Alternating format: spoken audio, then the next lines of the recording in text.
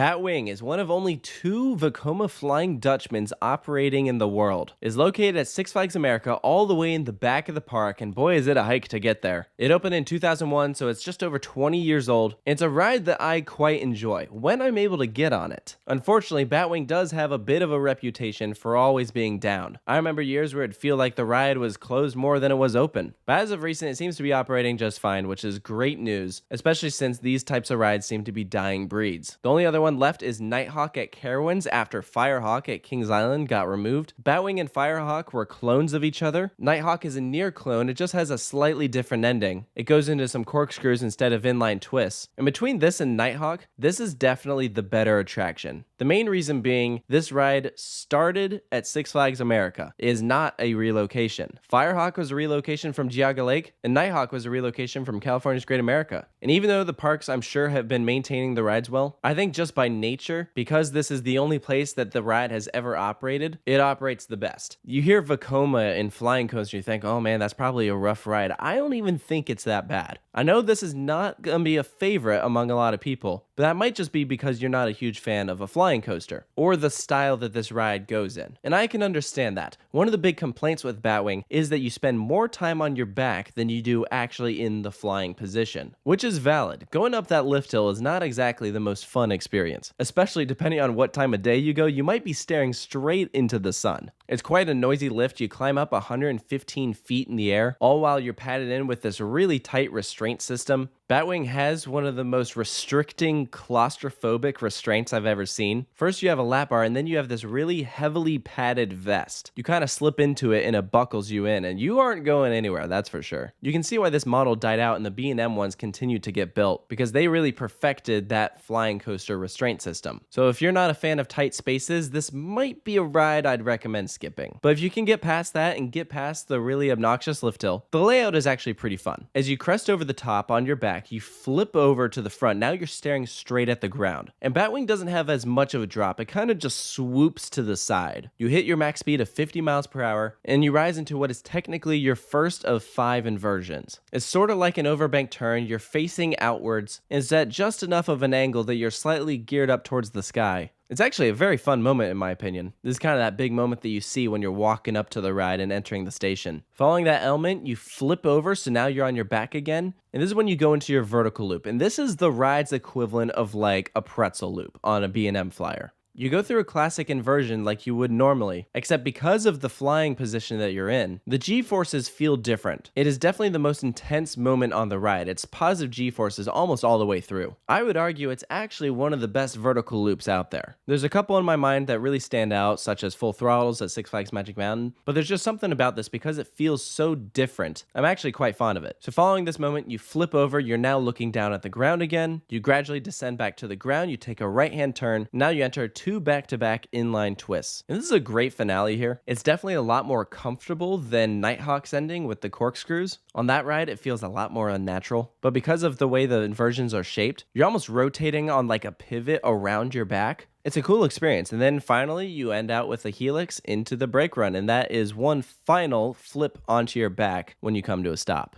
And lucky for you, Batwing typically only operates with 1 train, so you won't have to spend too much time there sitting on the brake run before they tilt you back up. That is unfortunately a downside of this attraction. Even though it has a dual loading station, they almost always just use one side, and typically with 1 train. And because of the sheer nature of the restraint system, the loading process is not the fastest. I did an operations video here back in 2016, and Batwing clocked in about 7 minutes to send the train out. Absolutely crazy. That's why if you're visiting Six Flags America and you're planning a full day, I would recommend going straight here in the morning. Assuming the ride is open, you'd at least be able to beat the line because it's all the way in the back. No one will be there. I wouldn't say it gets a crazy line all the time just because of its location, but the operations certainly aren't helping. So you've been warned. So in conclusion, I would say Batwing is one of my favorite roller coasters by Vekoma. Granted, as of when this video is coming out, I have not experienced all of the ones in Europe that everyone raves about, so I'm sure those would come out on top for me. But I think it's a unique experience. I can appreciate all of the cool forces that you'll experience on the ride, and it helps that it's also not that rough. I think it is very bearable. But I can also understand if this is not going to be your cup of tea. I don't think this is a ride for everyone. So for Batwing's final score, I'm giving it an 8 out of 10. I don't think it's a perfect ride. It is definitely inferior to the B&M flying coasters, but I don't think by any means it's a bad attraction at all. And for the sake of its uniqueness, I hope that it sticks around for quite some time. I think it'd be a shame if this ride ever bit the dust, which is unfortunately something that I feel like is always being rumored at Six Flags America, is that Batwing would close forever. But I hope it doesn't happen, but I guess we'll have to wait and see. So I want to hear from you guys. What do you think of Batwing at Six Flags America? Let me know down in the comments below if you agree with the points that I've made in this video.